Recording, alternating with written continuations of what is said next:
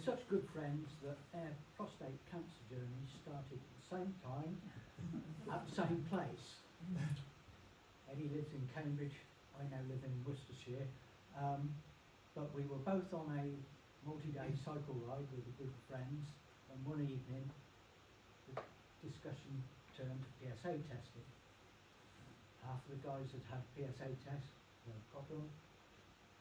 Half of us, me included, Eddie included, hadn't even considered having a PSA test. So we both went home, organised a PSA test, both came out with a prostate cancer diagnosis. There, our journeys are totally different from now on. So, it's with great pleasure that I'd like to introduce you to Dr. Eddie Blair, who's going to give us his journey, coupled with his background in medical field, which gives a rather unique insight, I think, to what he has to say. So, Eddie. Okay. Thanks, Colin. That was embarrassing, but never mind. Thank you. I've got a couple of props. One is not because I think I'm Elvis, but because, as many of you will know, when you're going through hormone deprivation therapy, you get hot flushes. And half the room, the women in the room will say, ha ha ha, now you know how we feel. And other guys, the guys in the field say, oh, grow a pair. But anyway, that's that one. Another thing is, I've got scars here from infusions, blood draws, and yesterday's bisphosphonate infusion. So I've got a few battle scars that I'm happy to talk about. So my journey is unexpected. It's from scientist to patient, and it's interesting because as a scientist, I used to write clinical protocols and stick in there, take a biopsy or give bloods every few weeks. And now here I am on the other side of the fence, giving biopsies, giving bloods every few weeks. So it really is a journey that I didn't expect, because as you'll see, I was asymptomatic until I had that PSA test, then the prostate biopsy. And I stole the idea from J.R.R. Tolkien and the Hobbit. But anyway, next slide please. So life as a scientist, just to give you a bit of the context for why I'm such a hard-nosed git when it comes to the management of my diagnosis. Did my PhD at what was the National Institute for Medical Research in London, North London. It's now part of the Crick Institute down near St Pancras. So it's a really preeminent research institution. I then had the misfortune of going to a place called Irvine. I was talking to someone earlier about Irvine. It's not Irvine, it's Irvine in California, where I went to learn these brand new techniques of molecular, i.e. using DNA to understand viruses. Then I worked for a long time in Big Pharma, Wellcome, GlaxoSmithKline. At the time I left pharma, I then did an MBA, and that was interesting because I wanted to start up my own companies and do my own thing. Not have anyone tell me what to do, but me telling everyone else what to do.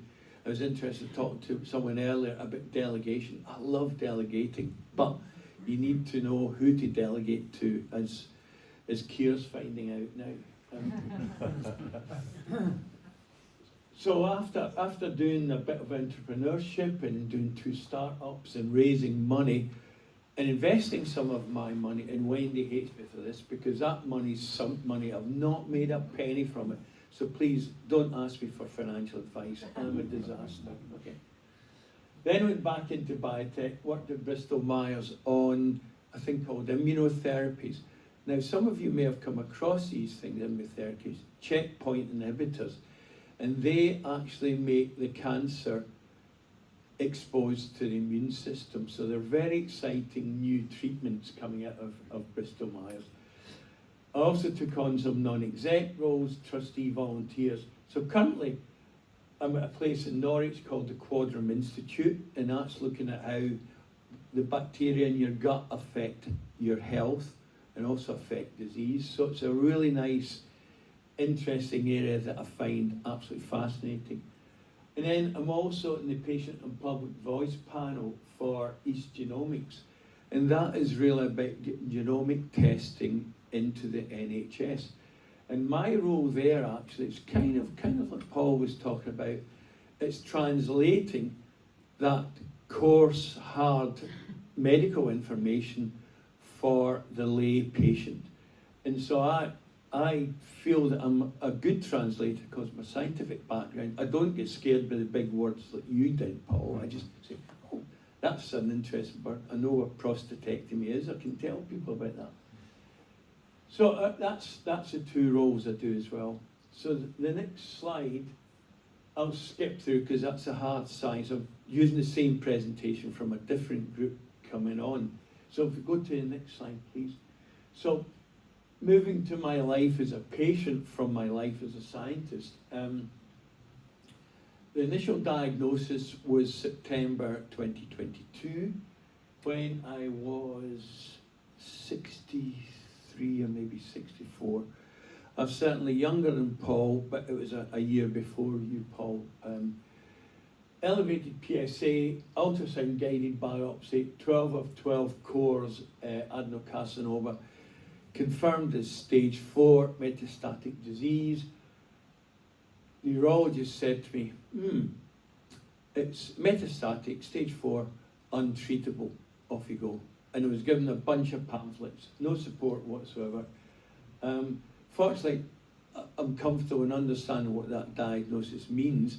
To me, it doesn't mean terminal, and I think Paul raised that. Nowadays, we have a different meaning for stage 4 cancer. It's not terminal, and actually I've given Chris Hoy quite a hard time for all his PR around terminal diagnosis. It's not. It's an incurable disease, but it can be outrun, and you'll see why I mean that in a moment. I was asymptomatic, that's why it's an unexpected journey. I went in actually for a urine test for type 2 diabetes, because my brother and sister both had type 2 diabetes. Eventually, I persuaded the GP to give me a PSA test, but only after he'd done a DRE, and he couldn't tell anything from it. And we know that, why that is, and I'll come back to that in a moment. So actually, it was really fortuitous. If I hadn't had the urine test saying there's glucose in their urine, you need to have a blood test to confirm it's type 2 diabetes. I wouldn't have had that PSA test that then led to this unexpected diagnosis. So that's one of the things where Paul is absolutely right, and I'll come back to it. Screening and awareness is so important, because if I hadn't accidentally stumbled in for that, I'd probably be dead by now, because the disease was fairly advanced, as you can see. Initial treatments, I think called bicalutamide, and I'm still on 3-monthly goserelin. Get that jab into the belly every 3 months, and that's puts leading to hot flushes. Then I moved from bicalutamide to enzalutamide, that I'm sure many of you have used. One of the things I was able to do as a scientist is to say, well, I want to understand the genetics of my disease and the risk that I might have had if I did an earlier diagnosis. Within the NHS, there's a prostate cancer panel that you can get if you request genetic testing, and it tests a number of genes. The ones you may have heard of are BRCA1 and BRCA2. BRCA2 in particular is fairly common in prostate cancer. And good news is if you have BRCA2, you can be treated with a very specialist treatment. The other thing I had done was through the East Genomics service, I had them do some additional testing, and a gene called BRAF was found to have a variation in it. However, it can be treated, but also my oncologist, and I've had two tell me the same thing, it's not a relevant change. So actually, although that was found, and I thought it was relevant, they say it's not relevant. So that's the irrelevant genetics, if you like, because all the other genes are normal. So next slide, please. However, through the lovely people at Royal Marsden, I was able to have this thing done called a polygenic risk score. So polygenic just means they look at lots of different genes and they look at the variation of that gene to understand what's going on. And I come out with a relative risk of 3.44. That means I'm 3.5 times more likely to have been at risk for developing prostate cancer if I'd had this test 10, 15 years ago. Of course, it's too late now because I've been diagnosed, but it puts me in that top 6% at risk for having a risk of developing prostate cancer. So of course, that means that I can go to my sons and recommend to them that they get screened from 40 years of age to look at their PSA levels from that very early age. So, you know, as Paul mentioned, his father, I don't know if my father or my grandfather had prostate cancer, but Chris Hoy, when he come to talk about it, his father and grandfather did, and I'll come back to that moment. On top of my sons, I've also alerted my brother and my nephew so they can have regular screening now. Fortunately, my brother's fine. His PSA is relatively normal. But this is a type of thing that could be augmented as part of a screening program. So I'll come to more of that later. So next slide, please. Enzalutamide failed after 6 months, implying it developed castrate-resistant disease. So then I started to enroll in some experimental studies. The first one is Addenbrooke's in Cambridge. It was a chemotherapy, but rather than just pumping it into the body and it going everywhere, this has on it an antibody. Now, you'll know what antibodies are because the COVID vaccine is about raising antibodies to COVID. So an antibody is something that's very well targeted to prostate cancer. And I did very well in that. It was 14 months in the study. The last prostate cancer patient on this particular study, and it worked for 14 months. But again, PSA started to creep up. Addenbrooke's then offered me another trial, which was androgen deprivation, but rather than being like a lutamide, this was something that affected how cholesterol was converted to testosterone, and testosterone then activating the cancer. Unfortunately, this only worked for about 2 weeks for me, and so I came off the study after 3 months. So not everything experimental works. So then we go to the next slide while I grab a drink.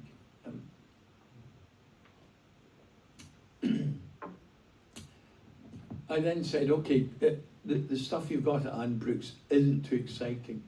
How about referring me to Royal Marsden to a group run by a guy called Johann de Bono?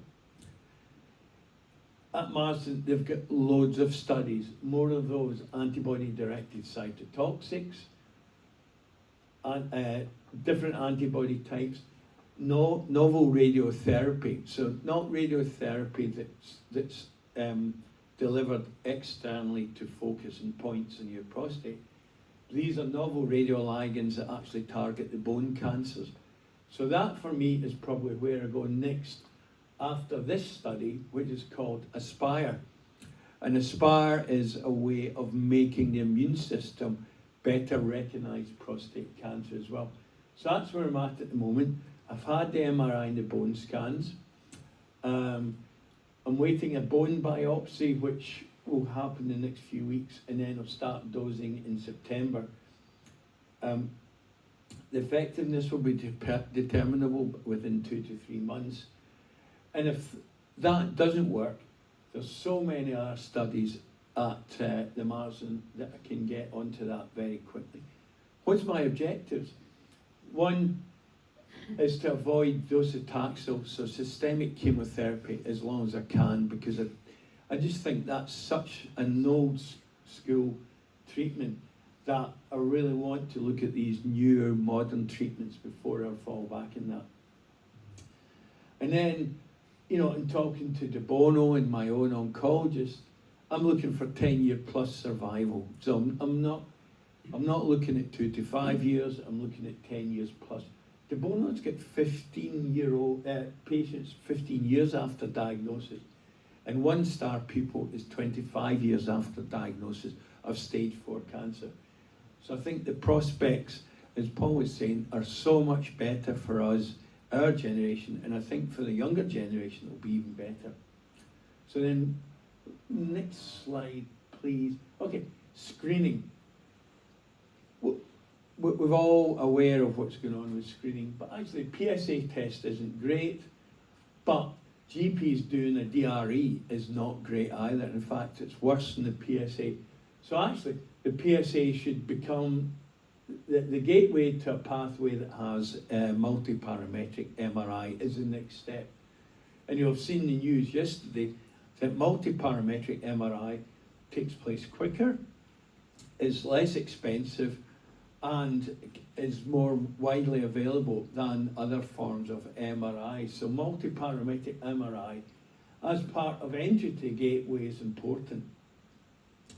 And then the initial screening program that I'm working with Prostate Cancer Research and PCR UK is to get initial program screening targeted at risk groups.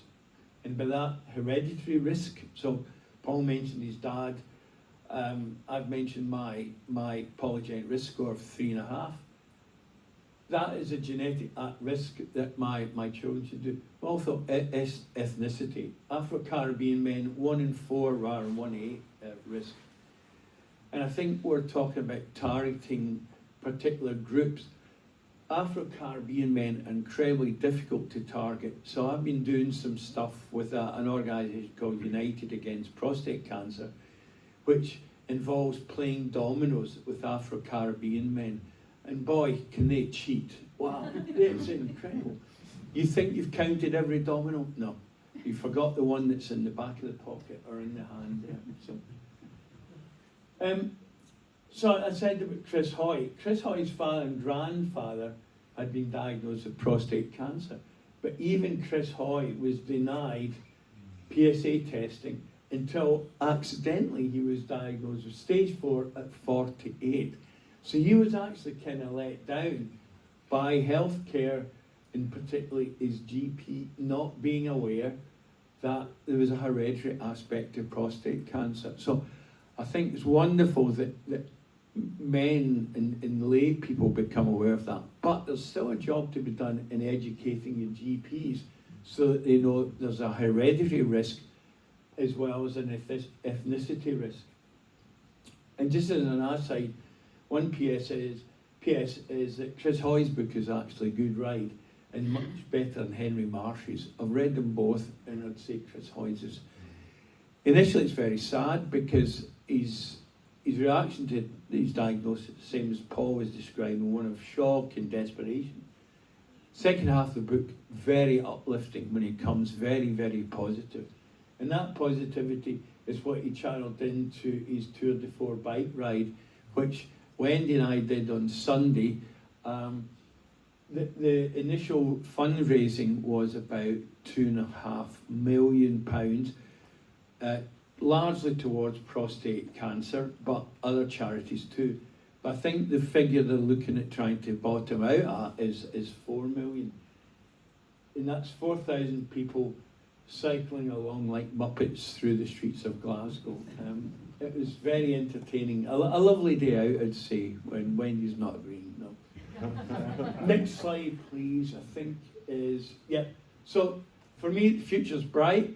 I'm going to continue doing extreme ironing. This one happens to be Kilimanjaro, but extreme ironing anywhere else I can do it. Beating the hell out of the eggheads and making Jeremy Vine cringe. Wendy and I visited Antarctica. It's fantastic. My son is in Bermuda working, would you believe? And on his weekends he takes the boat out, so we do that.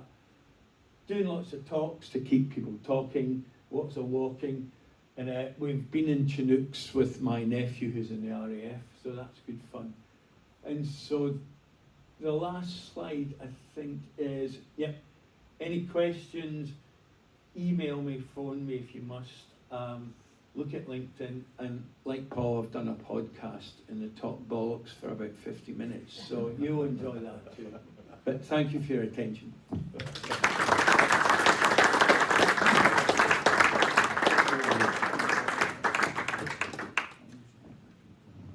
Okay, before we get to questions, both Paul and Eddie have highlighted exercise. Paul with his running, Eddie's been doing some cycling. I know Eddie spends a lot of time in the gym as well, and golf. For the rest of us who can't run marathons and can't play golf, I could recommend a fitness session which runs at 9:30 Monday morning on Zoom. It's fairly gentle, lots of stretching, good exercise. You feel better for it after an hour's session. So it's on the website, it's featured in magazines. All you need is a Zoom link. If you don't know how to get Zoom up, there's plenty of people around here that can tell you that. It's free. It's free. Thank you, Chris. And the other thing you need is a chair to lean on while you're doing some of these exercises to stop you falling over, like I would.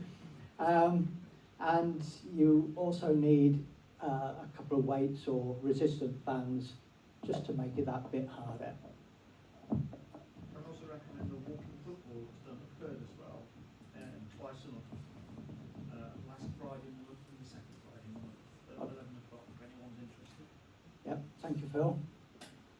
I'm sure it's not simply walking and playing football, is it? Yeah, it's very slow. Yeah. Okay. There's an exercise class in our village hall in Tradesport every Wednesday morning, 10 o'clock, Okay, 2 hours. you recommend that? Thank you. I do H2O at Commercial Leisure Centre, which is water-based, low impact. Okay, brilliant. And in addition to that, we posted on the WhatsApp group that Pure Gym are offering free membership to men who are on hormone therapy. So if there's if you live near a Pure Gym, I think there's one in Worcester. Contact them because they might be able to help you get free membership. Okay, the other thing I'd like to say, just ahead of question time, is this is our last meeting of the year in Pershaw. There's another meeting like this in Kidderminster coming up. But what that also means is that we as a committee are now starting to look at 2026 and what to put on. We've got a meeting on the 30th of September to go through ideas, but we can't exclusively come up with the ideas. So anything you can suggest to improve the things we put on, do let us know. There's a list of committee members in the magazine. Call any of those with any suggestions. Anything you don't like that we do, anything you think we could do better, ideas for meetings like this, what topics you'd like to hear, what speakers you'd like to hear, things like our coffee and chats, anything, any ideas are welcome. Okay, so having said that, question times. Any questions for Eddie? Just a quick one. Why do you think Chris Hyde, with all his medical tests throughout his whole cycling career, this wasn't ever picked up? That just seems bizarre. Yeah, that is one of the great mysteries. When he was, I guess there was rumours that Chris Hoy had cancer from several years ago, but he only came clean on his prostate cancer diagnosis after he'd been through chemotherapy and was back in circulation. And it was only then it became clear that his father and his grandfather, as I said, had prostate cancer. So it's a real mystery to me why someone of that profile, but with that family history, had never been offered a PSA test. And the only thing I could think of, in and often people say it's an economic argument. It costs a lot to do it's not. It's a £5 to do a PSA test. So a lot of it is around GPs having this out-of-date view that the test isn't great. And the reason it isn't great is that, as Paul alluded to, he has a relatively low PSA and has prostate cancer. Your brother has a PSA that's double what you have, and he doesn't have it. So the PSA test isn't perfect, but if you've got stage 3, stage 4, then you're going to have a very high PSA, so it's really worth doing that. And don't mess around with DREs, because I know we've all probably had DREs, and it's rubbish, because the GP doesn't really do enough of them to be expert. I had a DRE when I went into the hospital, and it was done by an expert. He said, yeah, you've definitely a very rough prostate, and I can get to the other side of the prostate, because I can do this, and I can actually detect disease there. Whereas my doc did one side, rubbed it a bit, said, hard to say. So then I had to beg for a PSA, and that DRE barrier has to be taken away from screening programs as well. Thanks a million, Paul, for the super talk and your pathway through to the master. But as a very poor sort of scientist, without your terrific vocabulary, how did you persuade your own local oncologist to start the process of getting to master? At which stage? Because those of us who rely on our specialists and are a long way through this, it's when you press buttons and how hard you shout at people to do the things that you've done. So and this is a question I've had several times. It's, does my scientific expertise give me a comfort with the information I'm given that then helps me to act on that information? And I think the answer to getting a referral is probably that I said to my oncologist at Addenbrooke's, look, this isn't working, and I've tried this. The Marsden is the top place in the country, and De Bono is the man to do this stuff.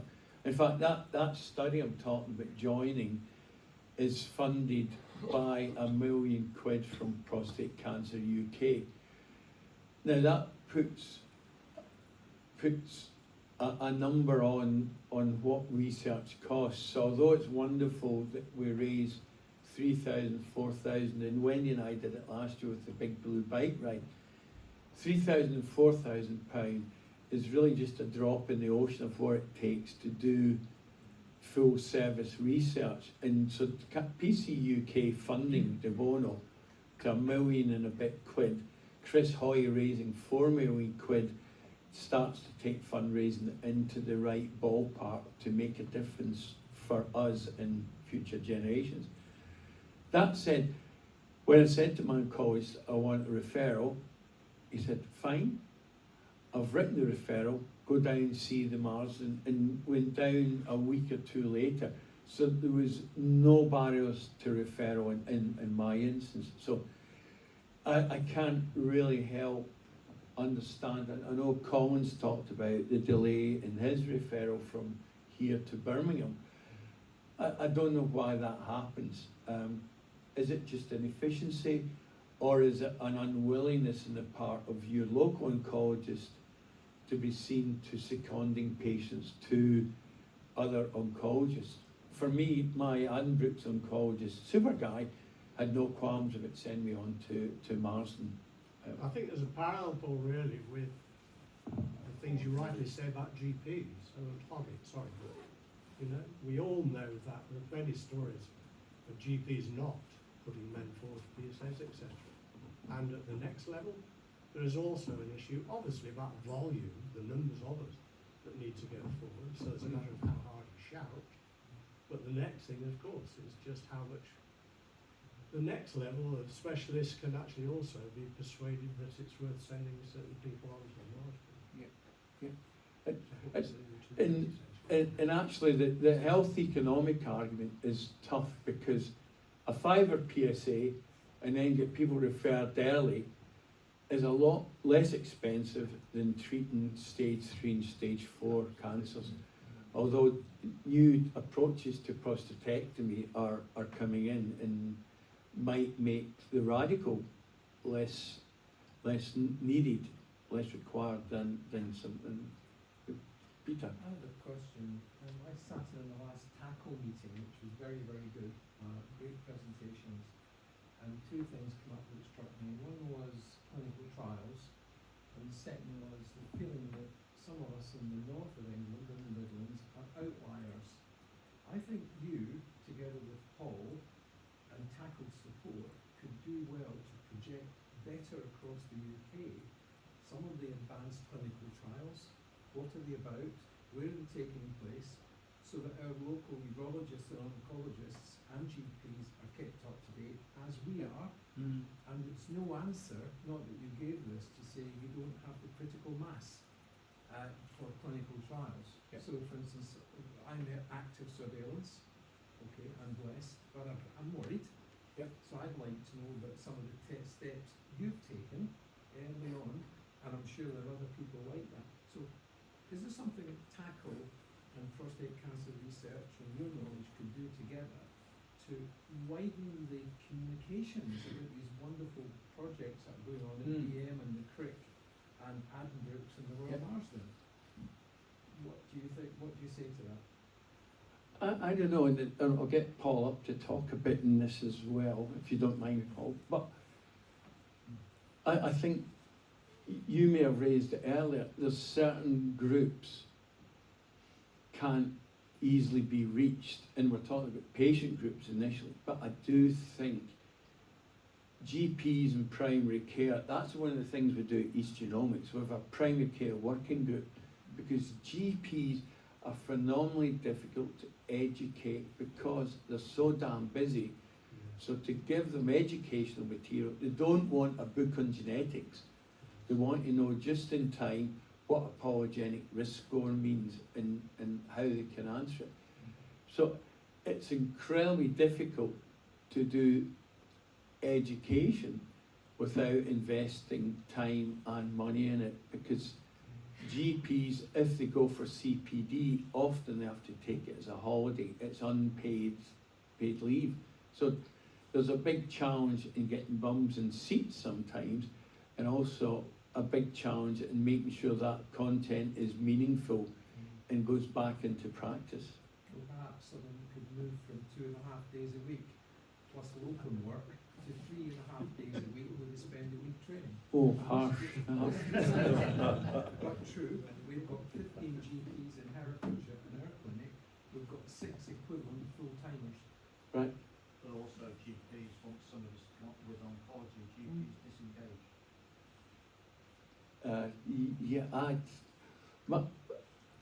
Pretty soon after my diagnosis, I stopped even talking to my GP. Because actually my GP cycles next to me in the gym on the gym machine. And it's just like, I'm not talking to you anymore. It's just rubbish what you've done for me.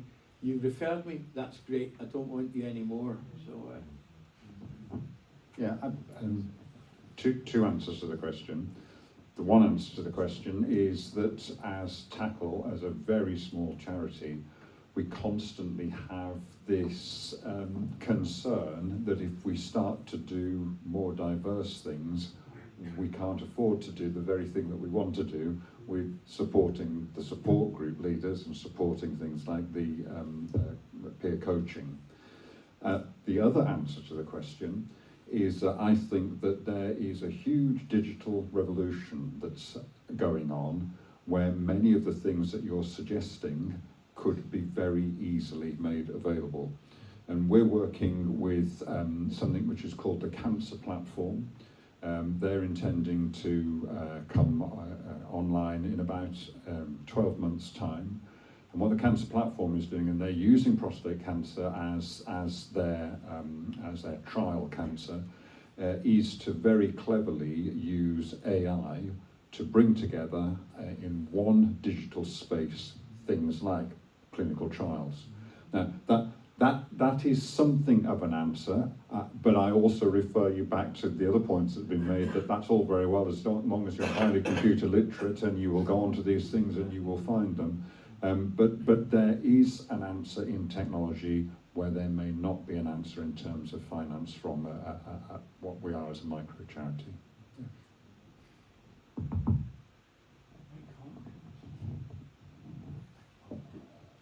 Any further questions?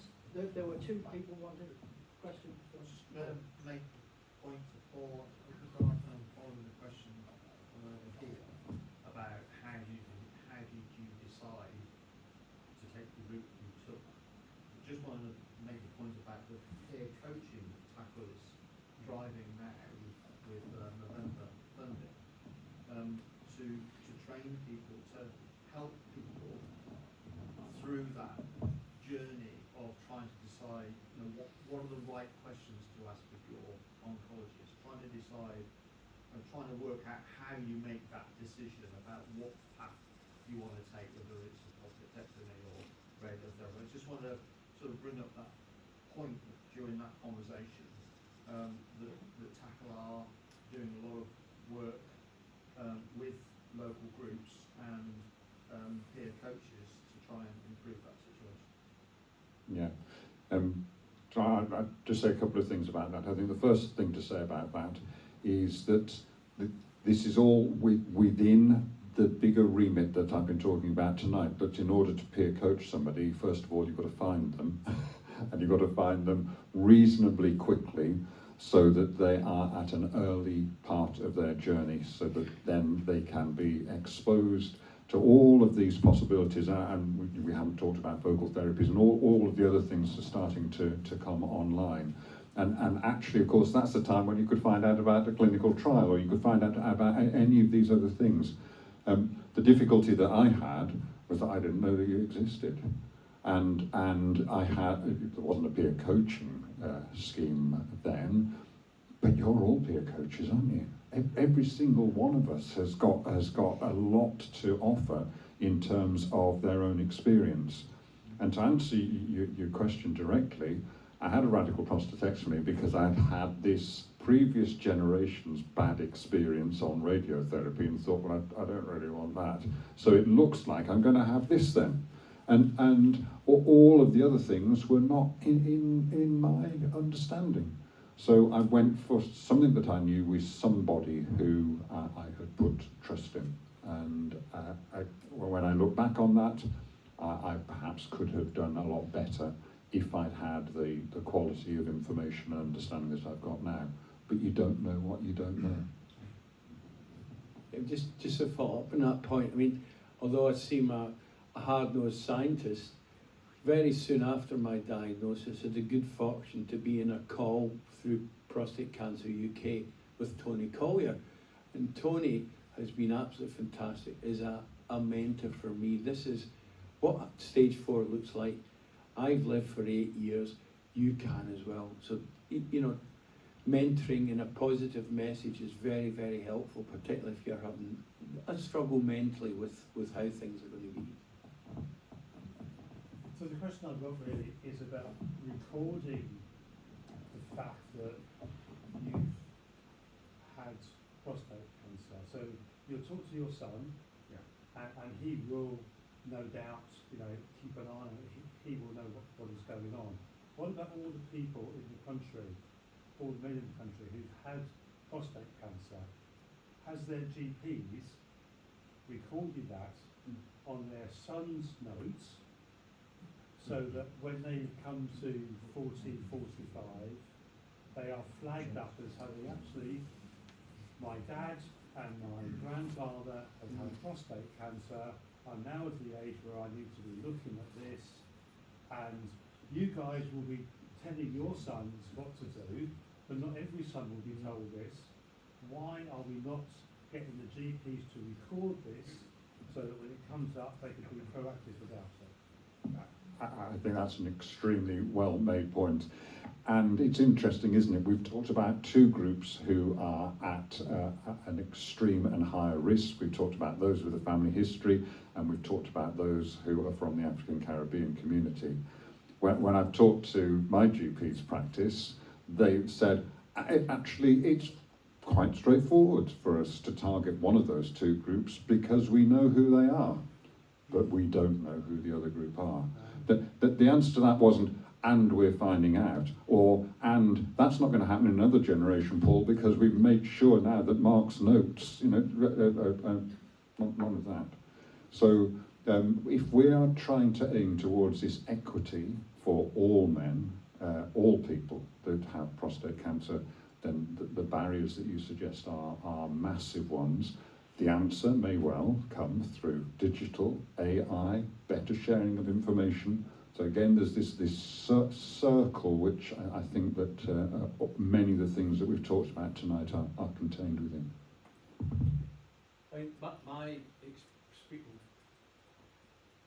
My experience of moving between Addenbrooke's and Marsden is through a program called My Chart, and My Chart allowed my oncologist in Addenbrooke's to move all my patient records over to Royal Marsden. Now, what I don't know is whether the polygenic risk score I talked about, which makes my family at considerable risk, has been recorded in my patient records. I can look at them, but I can't see that information there. So I think I'm going to go back and just ask my GP, have you made sure this is in, so that it links to my kids who are part of the same practice? Yes, Paul, you mentioned about an hour-long conversation with Prostate Cancer UK, and that's exactly what I had as part of my fact gathering. But people may not realise that they do have a sort of a buddy/mentor system, and after, in the next 2 to 3 weeks, I had several people from different parts of the country ring me up. It was within COVID lockdown, so I wasn't going out and neither were they, but to tell me their experience of what you had, the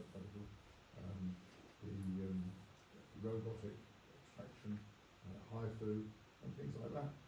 So there was something from Newcastle, a couple from London. I can't remember where the others were from now, but it's worth knowing that they offer that service. Yeah, I think that is really worth knowing, and that these are services that are available in the UK. I mean, one of the other things that I did, of course, is you get onto YouTube, don't you? And there's lots of stuff on YouTube, and it's a bit easier to digest than reading all of this stuff with big words in it. And then when you really come down to it, you find that a lot of these things are not actually available in the UK, or they're only available in certain areas of the UK. So yes, the PC UK have really sorted this, haven't they? And there's a lot there that we should be extremely proud of. But you have to know to make the initial start. My GP didn't say to me, my urologist didn't say to me, oh, you should. That was my decision to do that, and a very, very good one, I think, in both of our cases. Okay, we're running out of time. In fact, we've run out of time. We're supposed to be finished by 9. So, any last questions? One or two? Anybody? Paul's comment that we don't know what we don't know. I had my radiotherapy 16 years ago, and I'm finding out things now that I wish I'd known then, that I wasn't being fed then, and the help that I had after the radiotherapy, and they get a lot more help now. I didn't get it, and it just makes me feel so depressed. I think I've made the wrong decision. I'm taking my chances with the cancer. I'm really sorry to hear that, but I think that the answer to that is something that certainly Alison and I feel very passionate about with the peer coaching. We are lay people, we can never tell somebody what to do, but we can listen to the possibilities and talk through possibilities, and we've got training so that we know the breadth of things that are potentially possible. And would that make you make a different decision? Well, it might not, but would it help you not to have regretted your decision if you had a really good chance to think it through with somebody else, have somebody there to talk to? So that's the thing that I think that groups like this and Tackle nationally can really help with. But yeah, I'm sorry it was too late for you. Okay, right, thank you all very much for coming. Finally, I think we should give a big thank you to Paul and to Eddie.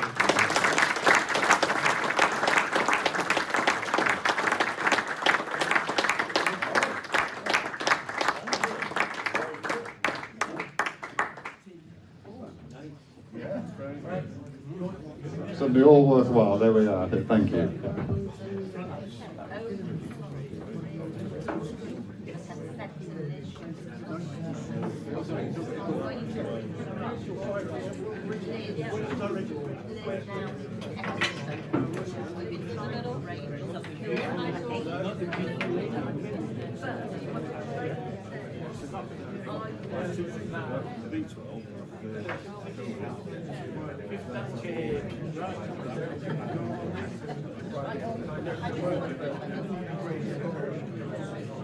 I know.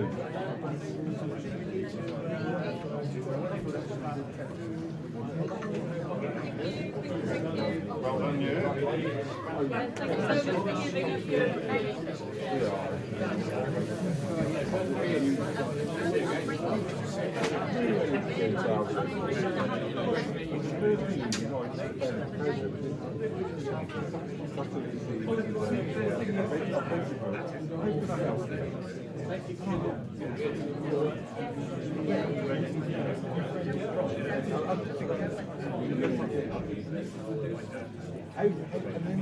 How would you like to sound? You're the expert on top of it. And this is the thing that was annoying me. How can you, I felt like saying, what about